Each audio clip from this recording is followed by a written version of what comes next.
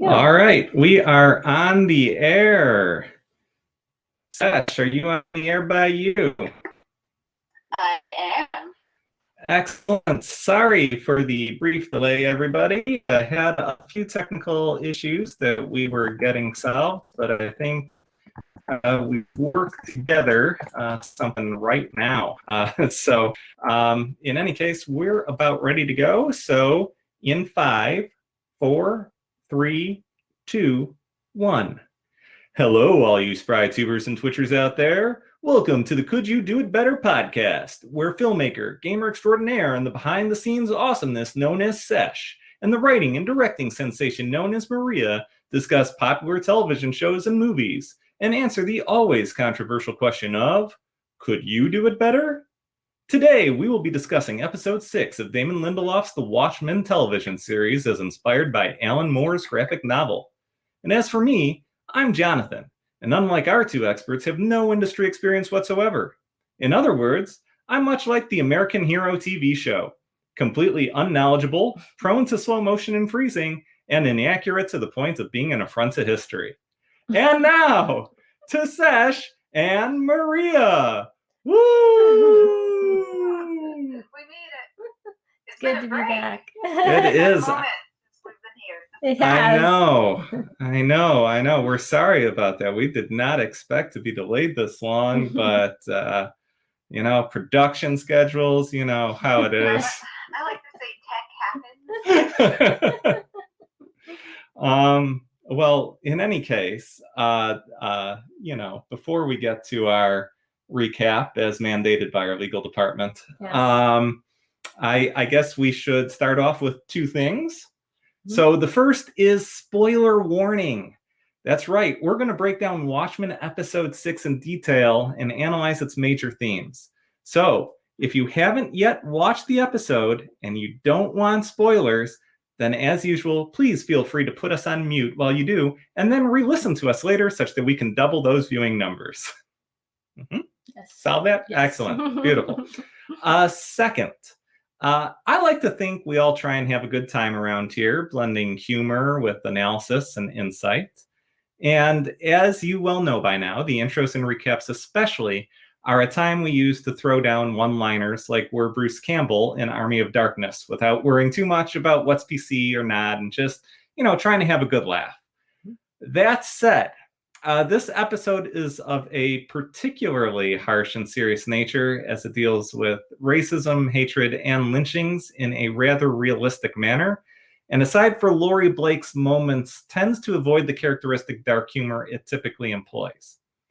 As such, while I personally don't ascribe very much to quote-unquote trigger warnings, as I think everyone has their own beliefs on what is tasteful or not as comedy, for this recap, we're going to do our best to navigate through it using humor where we think we tastefully can, and be a bit more traditional where we think it would come off as tasteless.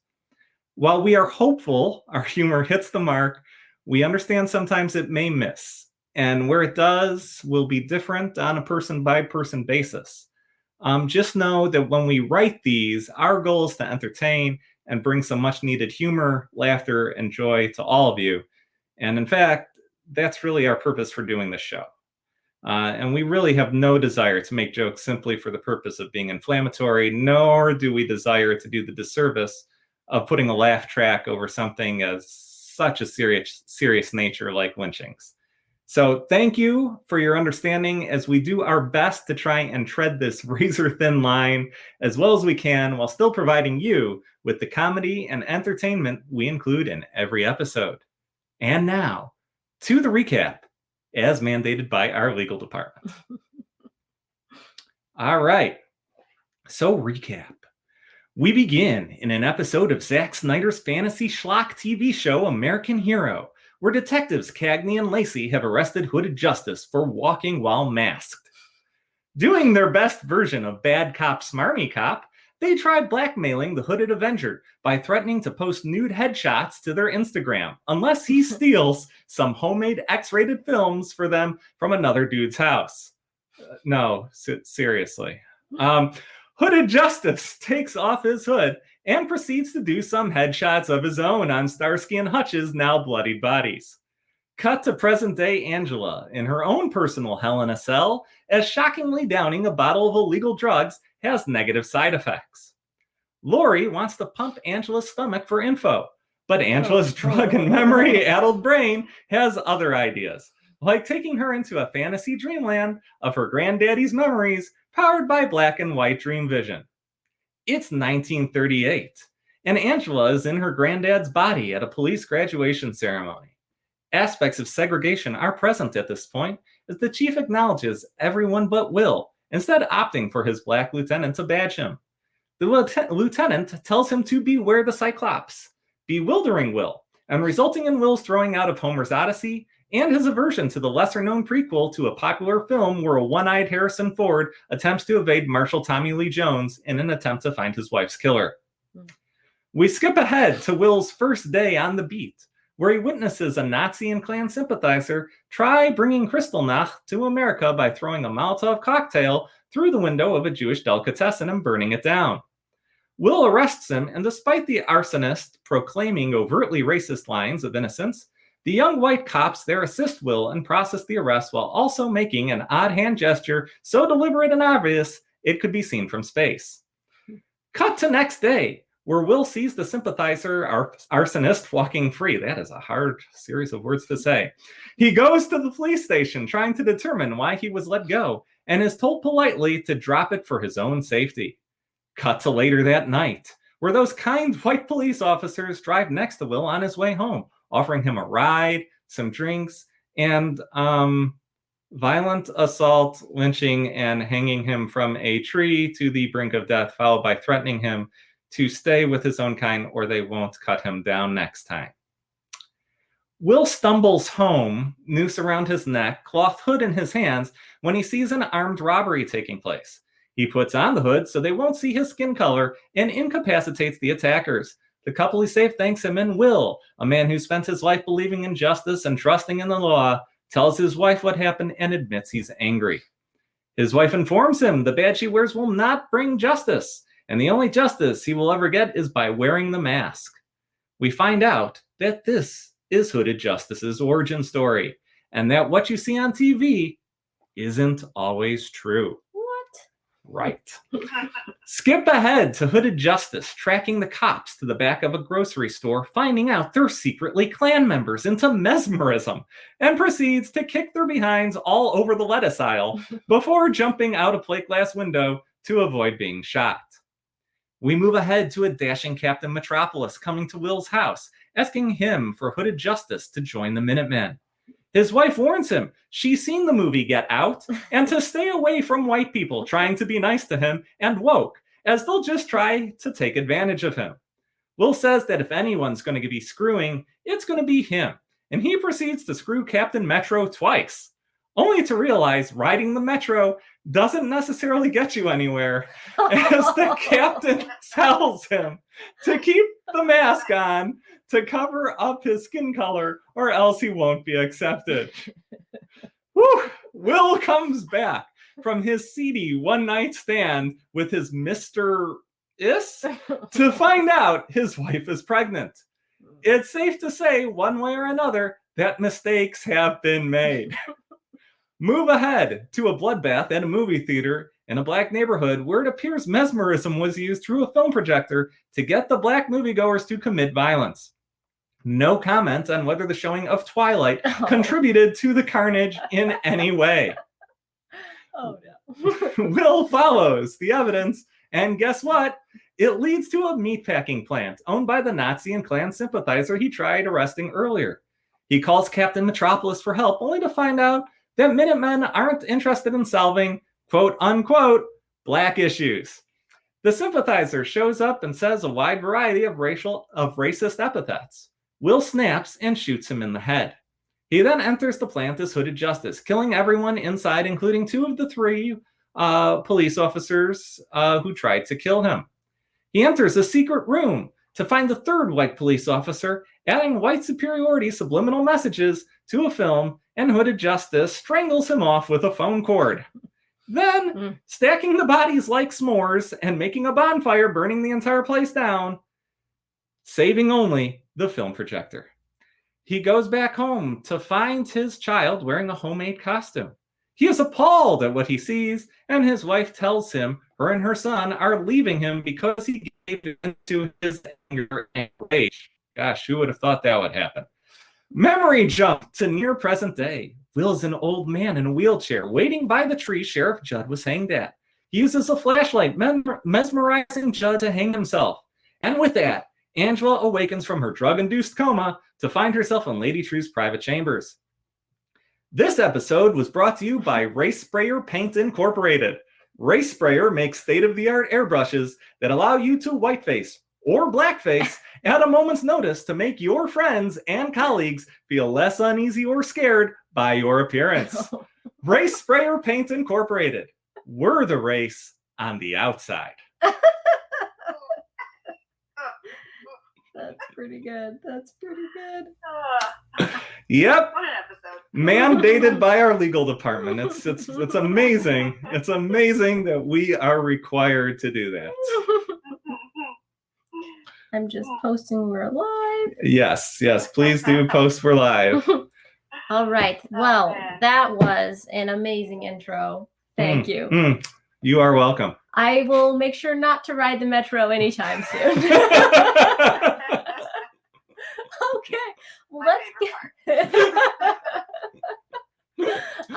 let's get started. We're going to begin with our first question. So, if you were in Will Reeves' shoes and got the job that you idolized, only to find it rife with injustice and hatred to the point of you being beaten and hanged and almost to death by your colleagues, how would you react? Let's start with Sesh today. Well, how would I react? For one, I would be very angry too. It's infuriatingly disappointing that that's what he stepped into. Obviously, it was a dream job for him too. If this wasn't a satisfyingly violent vigilante general revenge story, I'd suggest Will speak with his one peer, the one person who actually shook his hand. I'm saying that knowing very well, even in this fictional Watchmen world, that where there was going to be nothing he ultimately could do to make them pay for what they did within the system, because they ran the system, they are the system.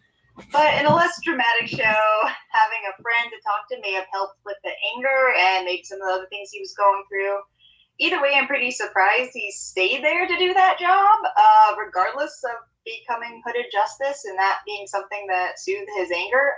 He could have moved. Other towns needed cops too. I probably would have done that, and most people would have, I think, too. But I think they showed how gratifying his new hooded passion is for him. Dual meaning there.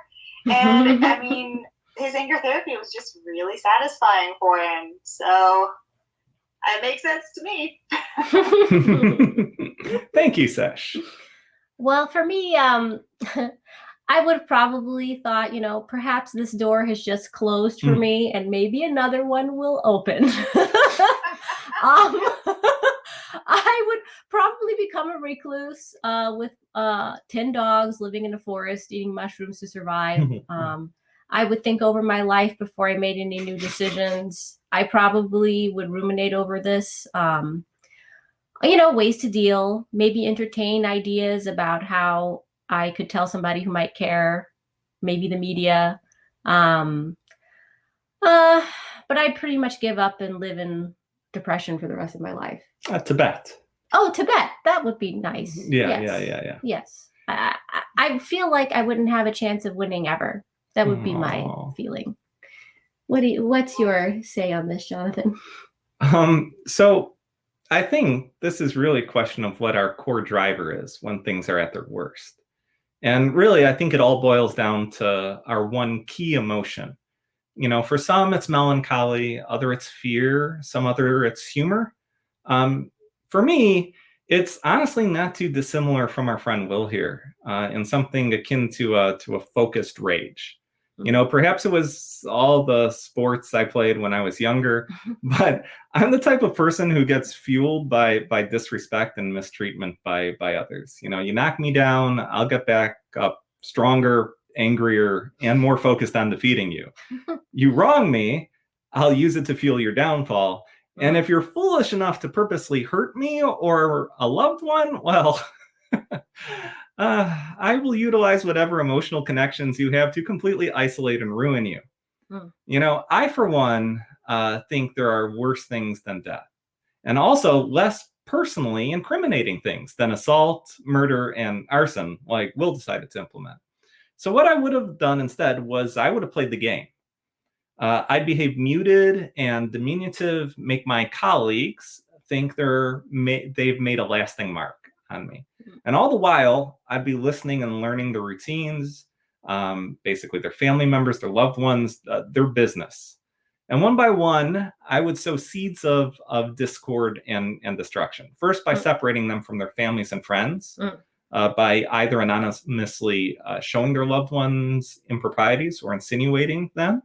Then by separating them from their job, by putting them in a circumstance where they're caught on the take and being a public embarrassment to the police department. And then finally, by separating them from their colleagues, by making it seem like one of them sold the rest of them out. And finally, once they're publicly known as the disgraced cops, which they are, I'd anonymously give the media insight into their despicable actions. And I would do this all from the background. Sure, strangling them off in their warehouse and burning down their operations seems like a more fitting version of revenge. But personally, I think there's a special poetry to giving really bad people some rope and a spotlight and just allow the world to watch them hang themselves. That's solid. That's solid. I mean, about this. That's evil. I just don't know how you would pull it off, because I feel like if you were him, they would connect that you're doing it, because you would always be there listening or be there somehow involved. Like you need an extra pair of eyes or hands to do it. It's time. Somebody outside. I think it's timing more than anything. You take your time. And you don't rush it. You play for a while. But when you're in the police department, you just sit in here. When they're talking to their colleagues about their life, you're just listening. You aren't doing anything. And you don't make it seem like you're listening. You seem like you're working on whatever. But whenever you're there in the area, you're basically taking notes.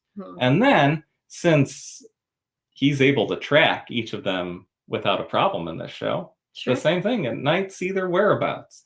I'm sure all three of those cops are not the most subtle people in the world. or the cleanest, no secret related people in the world.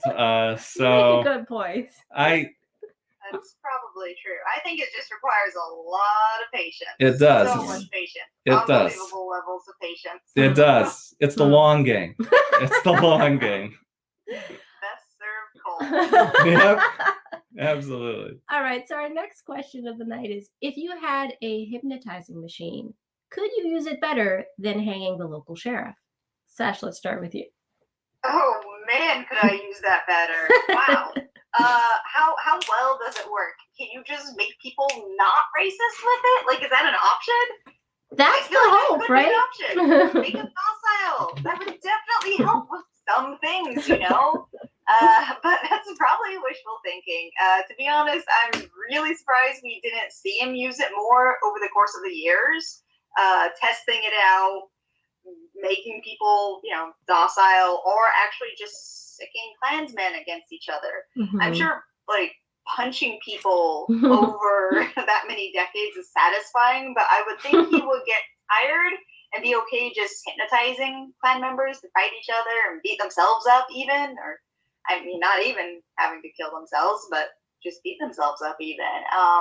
Start convincing people to give them free meals at restaurants, go on cruises, you know, do some things to help not be so dang angry all the time and help society. I think there's a lot of uses of that we just didn't see, and it would have been really nice to see that it had limitations. But without knowing that it has limitations, hell yeah, I would have done better things with it. So I'm going to sound like Miss America with my answer, but if I had a mesmerism machine, I would use it primarily on myself. I think if I could literally do all the things I wanted without getting in my own way, that would be pretty amazing. But in seriousness, I would use the machine to hypnotize people into giving to the poor, helping the homeless, making infrastructures to help all levels of society. And once that's accomplished, I would mesmerize people into believing that anyone else is not less than or should be persecuted. You see? And so that the masses, including the KKK people, will all stop their tendencies towards violence and violence. Yes, hypnosis out of racism. That's right. That's right. That is so sweet. I have realized that based on my first two answers to this question, that I clearly am the one with problems in this group, and I might have to work on that. In fact, HR is looking at me, just staring holes in me right now. So, Great from work done to you. Yeah. This is why I'm an intern here. I'm fully disposable. So my answer is, oh, heck yes. My calls to IT support and cable providers would be so much more effective. That's pretty good. Can you imagine all the red tape and bureaucracy you'd be able to cut through just by hypnotizing your service providers, your colleagues, or business to actually be helpful and not put silly roadblocks in your way? Wow, what a life that would be. That's what I'm saying. Whoa. You make your life easier. Whoa. He could have used it to manipulate his wife to stay with him. Oh, that's wrong. He could have. I'm just saying this could be used for dark purposes. It could be. I'm going to say, I think it kind of zombifies you. So you're not going to want to use it on people you actually like. And does he have to continue the flashing the whole time? Probably. It's like, get that out of my face. You love me. See, that's why you do stuff like, you're going to give me this meal for free, and then like you're gone. Right. Or here, like you said, here, donate to the poor. You're not going to get that money back when you're not being flashed. Like, it's perfect. All right. So our third question of the night is, could you have handled what Will was going through better than June did? That's his wife. Sesh, you want to get started? Keyword here is therapy. Even just talking could have really helped some, and communication is so important in a relationship. I actually found this a little frustrating because she knew what he was doing, unlike so many superhero stories where they're living a secret double life, which inherently causes relationship conflict in those stories. But this one didn't have that. I honestly find it hard to see the reasons why they weren't talking more. It definitely seemed like venting would help more. But I wouldn't put it all on her or all on him. It could have been him resisting a lot. We didn't see a whole lot of their relationship to get a whole lot from it. We saw a lot there, but it didn't specifically really indicate one thing or the other. Like, we're just assuming like this outburst he had with his son wasn't the first necessarily, and there was probably more, but we didn't really see any of those. We didn't see any real trends. We didn't see that they weren't talking. It was just all of a sudden they weren't talking. And we saw the beginning of his journey, and she was 100% in on it. Like, she's there for the conversation with the Minutemen and giving her opinion, and that kind of just disappears. So I thought it was a little odd. So it's hard to say. I mean, I don't think neither of them really handled it that well, and it's kind of hard to pinpoint the reason why. Yeah, just like in real life, it seems that lack of communication or not communicating effectively is the biggest downfall to all relationships and to all life. So it's true. It's tough.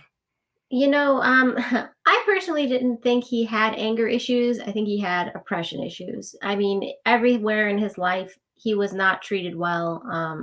And he didn't seem like an angry guy. He really didn't. I mean, I know he killed people, but he seemed pretty calm. Like, he seemed like he was trying to be a normal guy. He was trying to live a good life, but he ran into this horrible situations that, how are you going to get out of it outside of retribution? I don't know.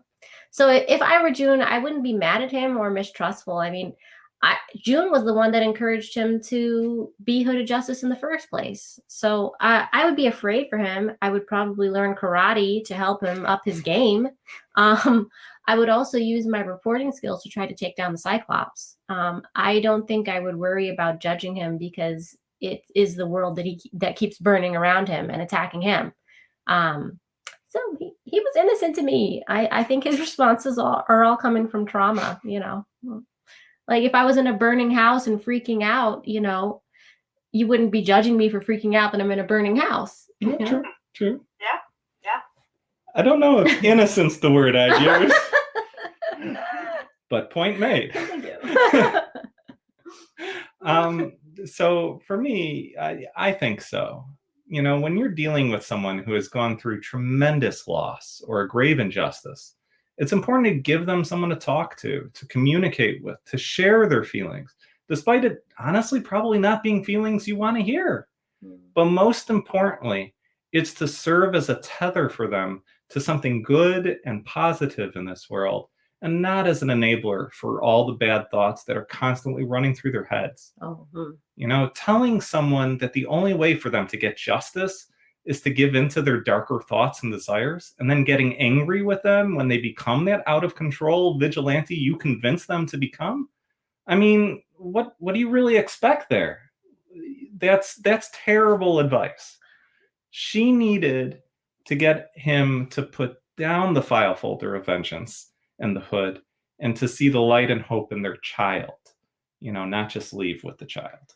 Okay, so he was stopping bad guys. I mean, he wasn't really giving in to a dark thing. He was actually helping society where the police weren't. Yeah, I mean, I agree with that. I'm wondering why she didn't want to help more as a reporter. Yeah. Even. I think it gets to a point, right? Because there was a point, you make a good point there. But I think there's a difference between doing what you're doing for justice and doing what you're doing out of vengeance. And I think that might be a fine line. Now it's true. What Sesh said earlier, especially, we didn't see a lot of that on film, right? And the actor didn't portray himself as overly angry. The only thing we hear about him being overly angry is from his wife. Yeah. And then from the American Hero TV show, which talked about how he was always angry. Yeah. But we've already shown in this episode alone that TV show doesn't know anything about what actually happened. And as for his wife, she was angry. She was very angry. She was livid about everything that was going on as well. We didn't really see it from him. But there did get to a point where you definitely saw with Will that it wasn't about justice anymore. Like if it was truly about justice, while the Nazi and the Klan sympathizer, well, he was clearly a terrible person or a bad person. Shooting him unarmed probably shouldn't have done that. I mean, I want to pull up another point that, like, with him, like, yeah, we don't see that he's angry, but I felt like we absolutely did have a distinction from when he was angry versus when he was just, you know, a regular guy. Just like Angela, when they wear the mask, that comes out of them. Yeah, no, that's a good point. That he actually became this character, this caricature of himself. You know, and he had good intentions at first, you know, but I don't think they were lasting good intentions. And if you see where he got to in life, at the end, he's made some questionable choices throughout his life. And is it really for the benefit of humanity? Right. He thinks in his mind it is. But just because you think that you're doing things to benefit doesn't mean that that's actually your cause. So, well, you make a really good point about intention behind your actions, and that makes all the difference. That's very interesting. Yeah. I think it was worked overtime. Like maybe it was for humanity and for a greater cause, but I think it got worked, and I almost think he even wouldn't say it was for humanity anymore. Yeah. So our next question, our last question, I believe, second to last, is could you do a better job at getting justice than hooded justice? Sesh, why don't you start it off? Well, I'll stand by that violence just doesn't change people's minds, and really a lot of what he was battling against was the way people think.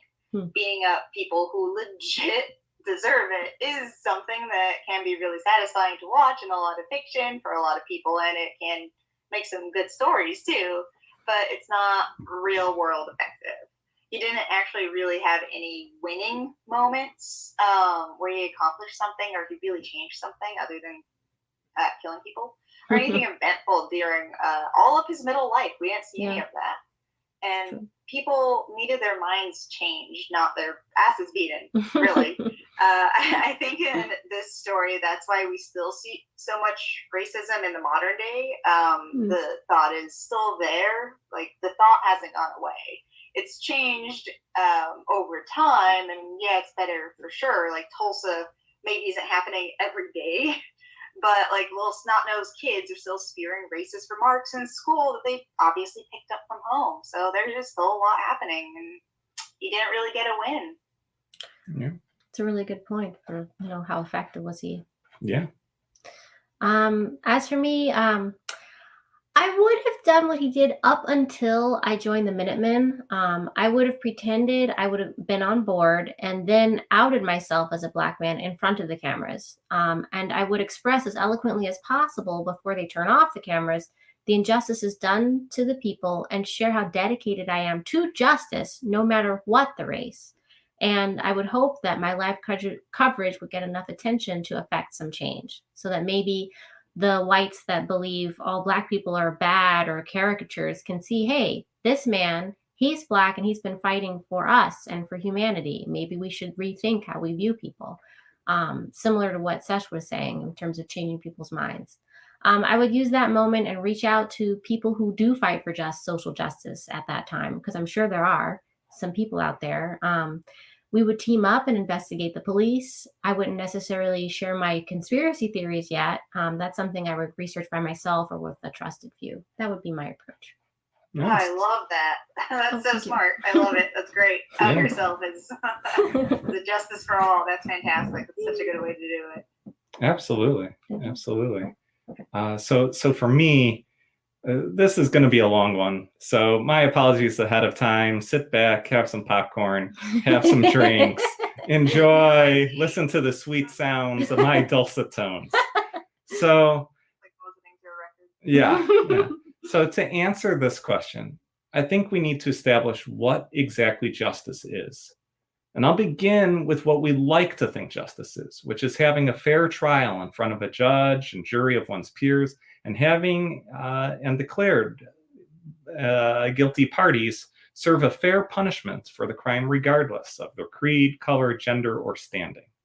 And while that not only sounds nice and serves as a backbone of our judiciary system while protecting our democratic freedoms, it's not quite the truth, is it? You see, if it was, while yes, we would be disappointed in a case not being decided in a way we believed it should be, at the end of the day, we'd appreciate the legal system and celebrate the legal proceedings as a shining example of our democracy in action. And while those who, quote unquote, win these cases loudly proclaim that is indeed what happened, those who, quote unquote, lose often blame a broken system, systemic bias, and in some cases even protest the system itself. And to sum this up even more clearly with an example, let's imagine a hypothetical case that I hope nobody ever has to experience, obviously, where a loved one or even a child has been murdered with the alleged killer witnessed on video standing over the suspect, murder weapon in hand.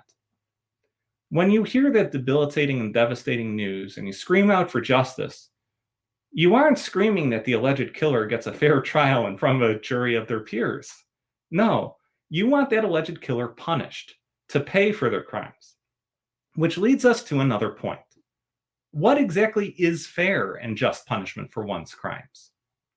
Different states and even cities have different punishments regarding the same exact crime.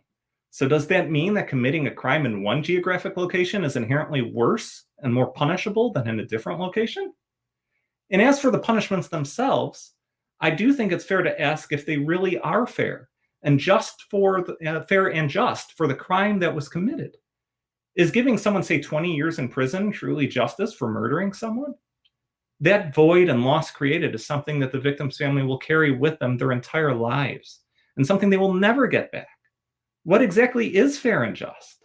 And how come is there a statistically significant difference in not only arrest rate, but also conviction rate with respect to race as well as wealth or status? Is this just a case of living condition, environment, or culture leading to a higher rate of not just crime, but obvious crime? Or is this a case of clear inherent systemic bias and systemic racism by the very system built on the foundation of fairness and equality for all? Each one of those 87 questions has led to spirited debate and essays and obscene amounts of research. But combined, they all point to a single answer: that the judicial system was not actually built for the purpose of dispensing justice, but instead was built as a system of control to keep citizens from engaging in actions that impose on another's freedoms and serve as an always present reminder of the consequences of breaking the law. In other words, the justice system we have in place is merely meant to appeal to the most basic level of Kohlberg's hierarchy of moral development, which is obey the rules to avoid punishment. So if the judicial system is not the justice we are really asking for, then what is? Well, another popular answer you'll hear is karma. We want the aggressor to karmically pay for their crimes, whether by a higher power or preternatural force, by the judicial system, or even by our own man-made justice or vengeance. Perhaps not quite on the level of Hammurabi's eye for an eye, but close enough. We want them to suffer every ounce of the pain they put us through. And this is much closer to the justice that we're seeking. But that's not the whole truth either.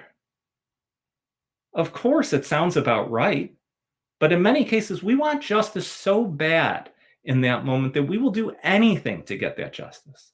And sometimes, as sad as this is, it makes us misremember what exactly happened, or even frame new memories to resolve inconsistencies in our own head, which our brain purposely blots out and vagues out our worst memories because it allows us to get through the day. Did you know that if the case is so heinous and open and shut that they resulted in a death row conviction, that over 6% thus far have been overturned due to new evidence techniques proving not only that the convicted killer was not guilty, but that they were actually innocent of the crime? In other words, at least 1 in every 16 people that is put on death row was actually innocent of the crime they were wrongly convicted of. Wow. For lower profile cases where evidence is in even shorter supply, this percentage is significantly higher. So how is this possible? Added to that fact is that the vast majority of people released from prison, even those wrongly convicted, have an incredible difficult time finding work and living in daily society with people who simply, they don't want them there. As well, they're left with an ever-present stigma, as now, especially with the internet, a presence and stain that will never go away. And many, sadly, find themselves back in prison soon enough. So that karma that we would supposedly seek, well, that's not quite the justice we're screaming out for either. No.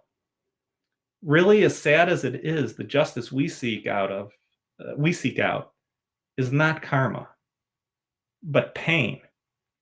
We want every being to feel the pain that we feel when we go through loss and injustice, to try filling that void that was torn away from us. We want those responsible to carry the pain and guilt with them for their entire lives. And we want those near and dear to us to empathize with us. It is why one of the worst things you can say to someone going through pain and misery is that you know what they're going through. Because the truth is you don't. Even if the exact same thing happened to you, it's different. and will always be different because you won't have the same memories or feelings. And this is one of the toughest lessons you will ever learn when growing up, is that you will have a very difficult time being there for someone going through loss unless you have also gone through loss. You see, the justice we want is to go back to how things were before this tragic event, to make our shattered self whole again. And that is something that we can never get. And so all that's left is the vacant hole in our heart and the pain that wails out from us. As such, the true justice that we cry and plead and beg for, we will never get. But what we can get is hope.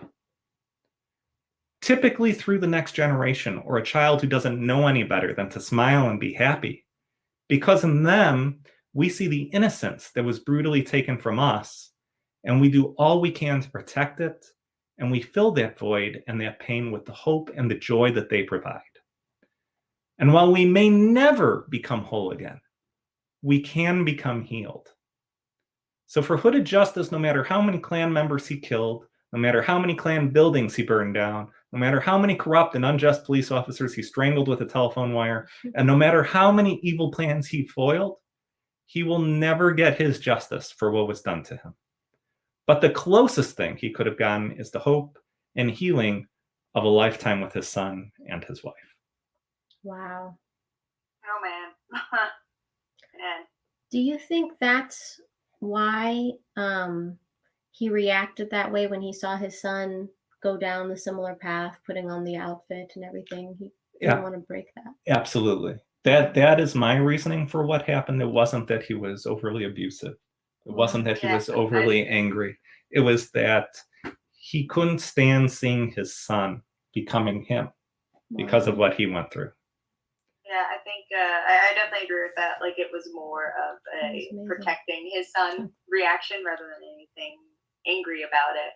I think he, like I always said, he was a little disillusioned and probably shifted gears from trying to do the greater good to using bad guys to take his anger issues out with, which is a little bit more on the selfish side of things. I'll talk about that in a second. But I do think he recognized what he was doing was more selfish than good for humanity. And definitely agreed, did not want his son to get into that. Wow, you really broke that down into a lot of different levels. That's very deep, and I'm going to have to think think a lot about that. It's interesting that's the justice we want is pain. You know, I never thought of, that's true. It's like you just want somebody to suffer and suffer but you can't fill your hole with that. You can't heal loss. No, it is. It's like, taking the grains of sand, each individual grain of sand after a sandcastle is broken down. Yeah, you can rebuild it, but it's still not the same. And so, all of our listeners and viewers at home, as I said, this question to me was very, very close, to my heart with stuff and in need of analysis, because I think that, a lot of us, we make our decisions and we make our choices based on our own beliefs and our own thoughts, and the truth is, when things happen to other people, we try to empathize, but we aren't quite there with them, and it's hard. So I have a question for you. A person that wants that known killer of their relative or anything like that to suffer that pain, and they never get that, will they suffer greater than a person who does see that nemesis get that pain?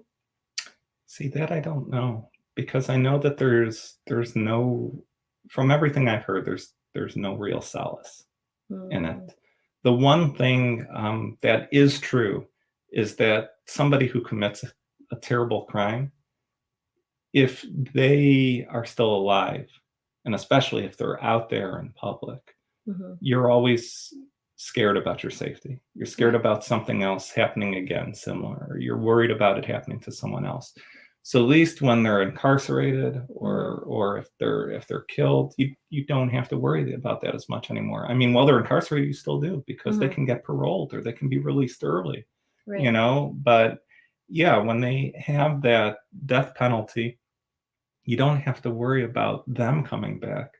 However, the ghosts that you carry with you of everything that happened, those don't leave, you know. And you realize that while you were pushing for the death penalty, you were advocating for it, you wanted it really badly because you're like, this is going to bring closure. Right.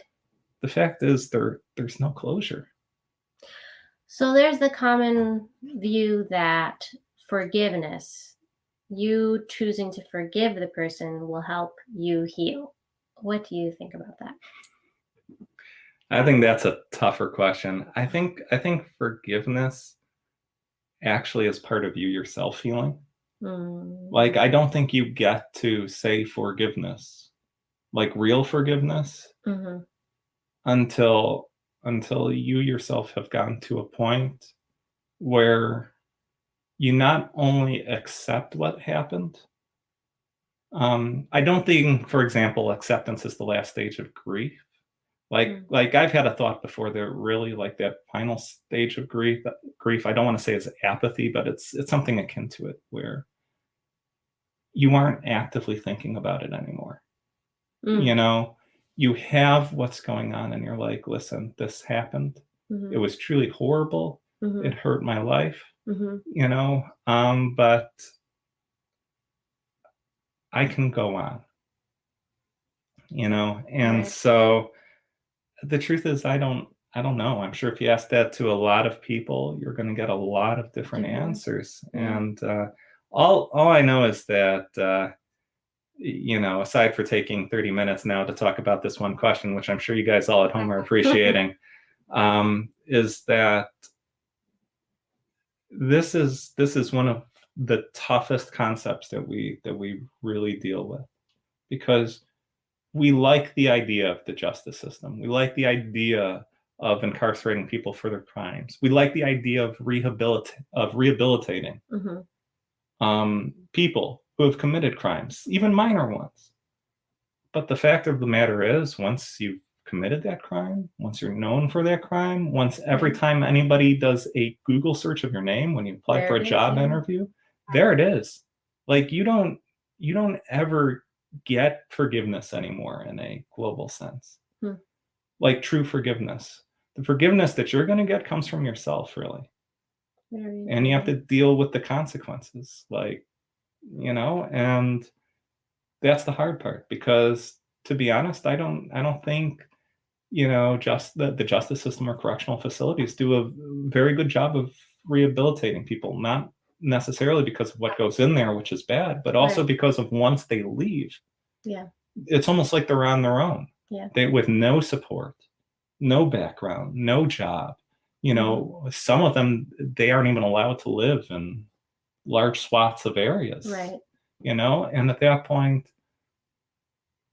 what is their real hope if you have no way to make any sort of living, no way to make any sort of money? You're a pariah. Yeah, exactly. And you're a pariah. Where are you going to go back to? You're going to go back to jail. Like, because that's the only place now that you feel like you even belonged. That's so sad. Yeah, you live the label. And that's, you know, whether or not it was a correct label too. Right. And that's exactly what I was saying earlier. People have been wrongly convicted. Lots of people have been wrongly convicted. Some of the worst crimes imaginable. And mostly we respond with, oh, wow, you know, the justice system is terrible, you know? And like, but then a shrug of our shoulders, like, you know? And it's like, wow, he got $300,000, must be nice. And it's like, he got $300,000 for being in jail for 30 years for a crime that he didn't commit. And like, he has absolutely no... What a time travel machine costs. Yeah. Exactly. Not going to do him any good. Yeah. And there's no future there. Yeah. Like, because again, if somebody sees his name online, they're going to be like, well, I could hire him, but you know what? I'm not going to take the chance, you know? And the so... good news and the bad news is more stands out more. Exactly. Really good. So release is, less people are going to know about that than convicted. Right. Right. And that's, not to continue this even longer, that's for the actual convicted people. Like, we have problems today where anytime there is any sort of allegation against someone, it's immediately plastered everywhere. It's true. And, in some cases, absolutely, if not most cases, it's legitimate. But in many cases, it's not. They're false accusations. And so then they have to live with those false accusations, even though they're not true. And it's one of the reasons why with stuff like this, sometimes the best thing we can do when hearing some terrible thing is saying, this is terrible. This is devastating. I feel so bad for the victims of this, but let's let the police do their job. Right. Capture the evidence, and let's let the legal system make a confirmation of that evidence before we start plastering it everywhere, because it's so easy to ruin somebody's life. Yeah. Well, what's frustrating with that with social media is what will happen is a lot of people will hear one person sum up something that may not be the full story, or maybe just sum up other people saying exactly what the full story is, what the truth is that happened, and they sum it up, but it morphs into something even bigger or lesser than what actually happened too, because that's social media and that's how that ends up working. Yeah. Which is irresponsible and should be considered criminal at a certain point if it really affects the actual people's lives. I agree with that. I agree with that. It's weird because we're in that weird stage where social media does and doesn't affect people and their real life differently. Like every single person, it's extremely situational. How much something might affect them that just happens online. Yeah. Or how much of a social media life they even have. Right. Well, from there, we're going to go into our next question, which is, at what moment did hooded justice finally cross the line in seeking justice? Let's begin with Sesh. Well, it's rough to say exactly where, because the path he went down was basically the wrong direction from the get-go for actual justice for every single reason you just said. There was a justice to it for sure. I think over time he could have killed less people, influenced in some way, like maybe even saying his costume was a reminder to every one of the horrible lynchings that he literally experienced. That was my idea before you saying your fantastic idea of him just outing himself as a black man protecting black and white people and everyone in between. But nobody even talks about the noose around his neck as part of his costume. Like, that actually never comes up as a discussion. He just quietly kept using horrible people to take out his anger on. Like, there was no discussion, there was no awareness in a way, and it was almost more selfish than it was for actual justice to happen. In real life, killing people is wrong, even if they really deserve it. It's wrong. In movies, definitely, arguably less so, and shows, of course. So it's hard to say when this fictional character crossed the line for me, but I think in a way that's actually really what the point of Watchmen verse is, and one of the points that the show is trying to make. Interesting. Absolutely. Yeah, I mean, I think he crossed the line when he didn't allow for justice for himself. When Captain Metropolis had him hide his identity as a black man, I think that was an act of undermining himself. The world has hated him for who he is, but now he is agreeing with them that he is less than. And I think that's where he becomes invisible. I think all he has is his own sense of justice and admiration of the law. But if he doesn't include himself in that, then where is his strength to truly fight? He fought and killed to discover the truth, but I feel like by the time he did that, he was no longer a person. He went into the shadows up until Angela Abar's time. Yeah, that's some really, really poignant thoughts. Nobody said it in our group, but I think the easy answer is when he shot the unarmed meatpacking Nazi and Klan sympathizer. But how often are you going to say that? That's right. Meatpacking Nazi Klan sympathizer. Possibly for another week or so more. Oh, no. But it's it just comes right off the tongue. But really, I actually think it happened the night he came home from being hanged and accepted, and when he accepted what his wife told him, and that the only way he is going to get justice is by wearing the mask. For a child who idolized Bass Reeves, who, by the way, was an actual real person in history. Really? Look it up. Yes.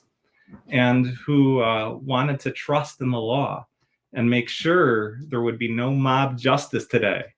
With every fiber of his being, this was the moment he truly gave up those dreams, and the moment in which he lost the part of himself he would never get back.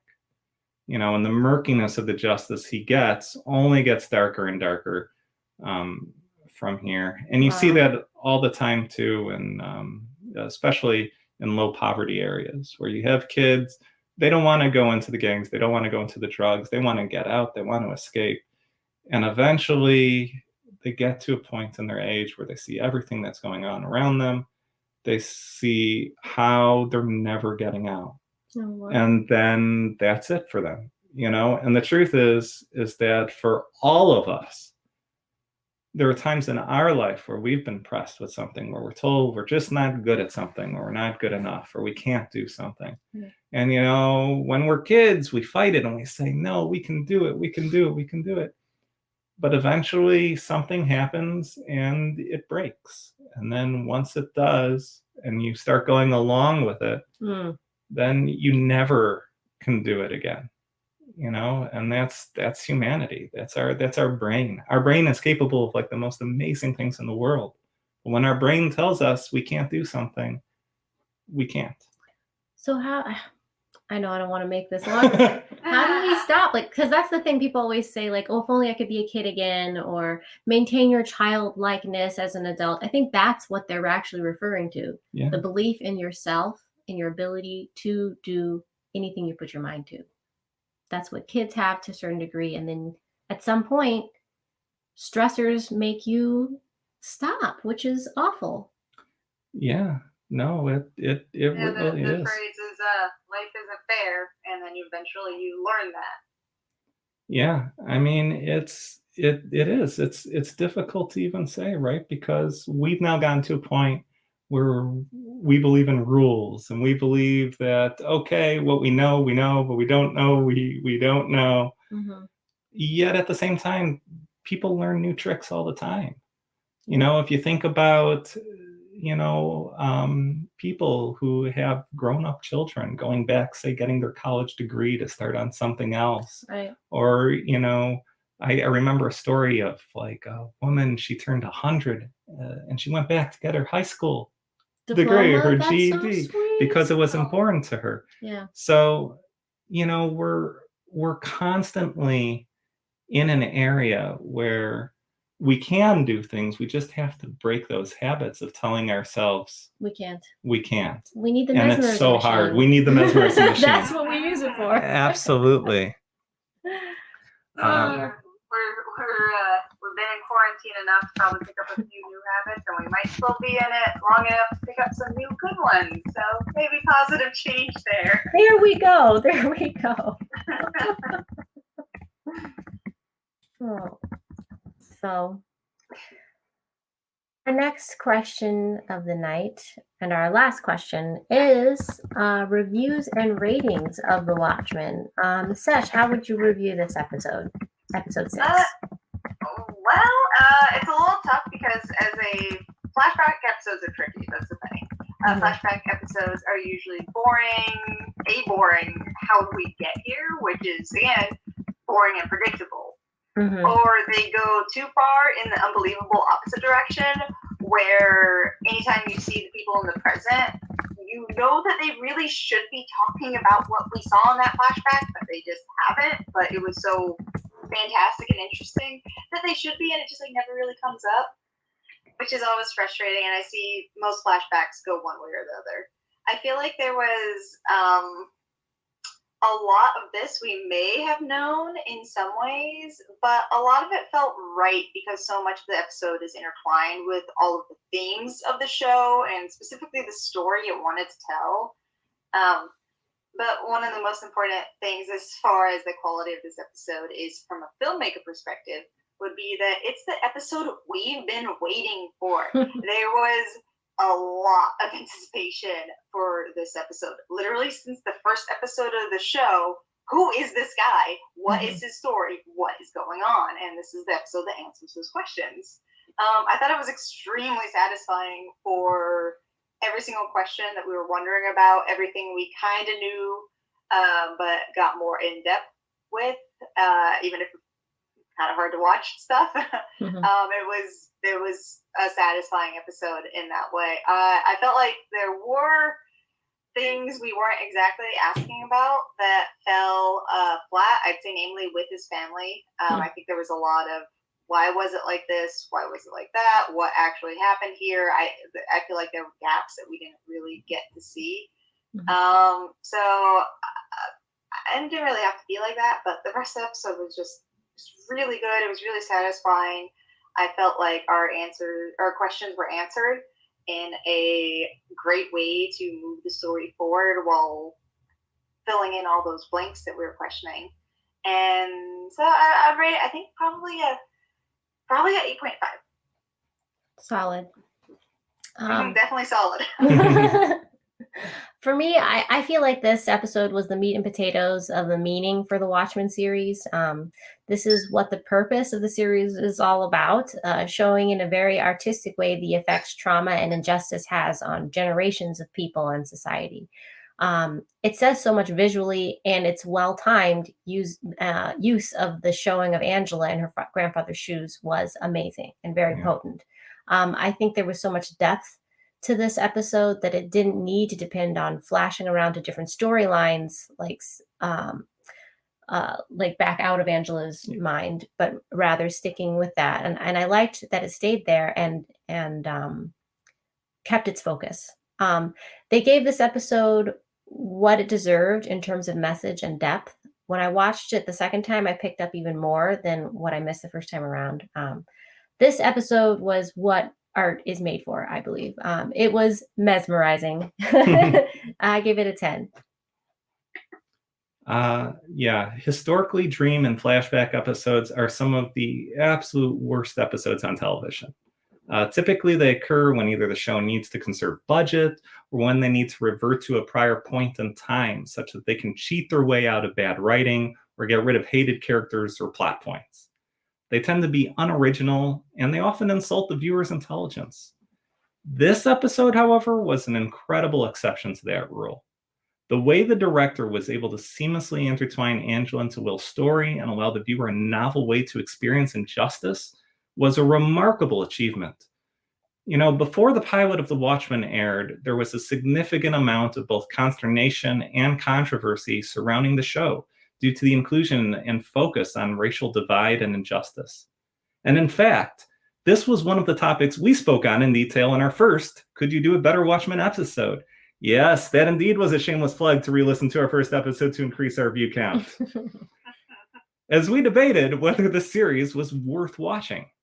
And this episode, as Sesh said, is the answer to that question, as Damon Lindelof and Cord Jefferson masterfully wrote a nuanced and realistic dialogue on the deleterious effects of hatred and racism and the vicious cycle it creates, all done without pandering to the audiences or forcing an agenda or false narrative, which is honestly so rare in this day and age. In my opinion, this was some of the best TV writing and directing I've seen, and is, again, in my opinion, far and away the best episode of what has been a fantastic series.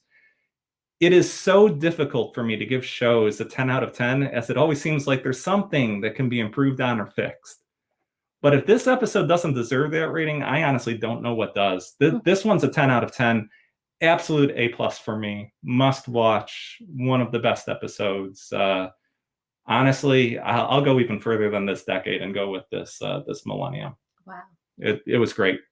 Wow. Okay, then answer me why his reporter wife didn't help him as a reporter to take these guys down. That's my one thing. That brought it down. That's a really good question. Why? It It's was such a good episode, but the family stuff was just, it was distracted me a little bit. But yeah, and the rest was fantastic. It was so well done. Like, hard to watch, well done kind of stuff. Like, but Yeah. it's important to see. Yeah, You make a good point. I mean, the wife's reactions were a little weird. my best guess is they ran out of time for the episode and had to cut something, That and makes that's what ended up going. But no, it's a fair question. I mean, one could make the argument that she'd already given up. You know, that for him, he was still on a journey at that point. He was still on a journey into who he was going to become, and for her, she already was what she became. Right. You know, and her view the whole time actually during the show was fairly constant. It wasn't wavering. You didn't see her real growth as a character either. But I think it's a fair point that you're making for sure. I mean, I'd argue that in the episode, like once he put on the hood and had his first night out, like that was the end of his character growth. That was just who he became. I think he had a little while. Like it's an origin episode, so that's okay. But and it was still super interesting stuff. But I do think there was they were both a little stunted in this after a certain point. Well, it's interesting that she didn't have much growth because when everything happened, she was a baby. Right. So she wasn't as affected as he was by his need to find, a way to find justice. Yeah, I mean, we also didn't hear her motivations for what she became either, which also hurts because we didn't hear her side of the story. So I agree with you, Sesh, that if anything, it seemed like this episode was too short. That actually, yes, that would be my complaint. That they could have added to it, and it still would have been outstanding. Maybe even slightly better because it would answer some questions that we'd have a little bit more. But I mean, for what it was, incredible. Yeah, that was a phenomenal episode. All right. That is the end of our podcast. Yeah, we went way over time on this one, but that's what talking 40 minutes about what justice is will do you. It deserved it. Going too. It got justice. Yeah, no, it's true. It's true. I think we all could keep going on this one. Yeah. But we'll have to call it at some point, such that our listeners at home they don't fall asleep in their bathtubs or anything. Oh no. It's terrible. But honestly, from all of us here, again, thank you very much for listening. We really do appreciate it, and watching, and we appreciate the support. I think this episode, especially over any other, if you have any comments to make, your thoughts on the questions that we asked at all, we'd love to hear it. We'd love to read it too, because there is a lot to digest in this one. And, some deep philosophical conversations. And all we ask is that whatever your viewpoint is, just, respect the other people. And I mean, this was phenomenal. And I know we all enjoyed it. Yeah. Oh yeah. Yeah. So in any case, now for the time that our outro, which is my favorite because I always get wrong when our next episode is, and I never have it prepared.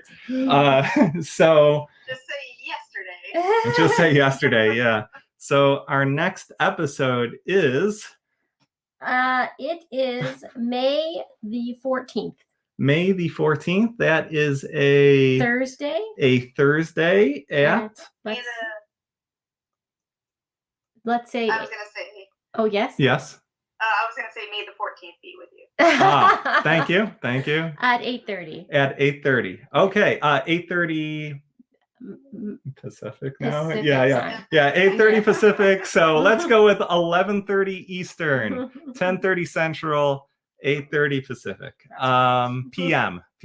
And we hope you'll all join us there. Again, thank you guys so much for listening. And, we look forward to doing this next week again and talking to you about the next episode. This is a tremendous series. And thank you so much.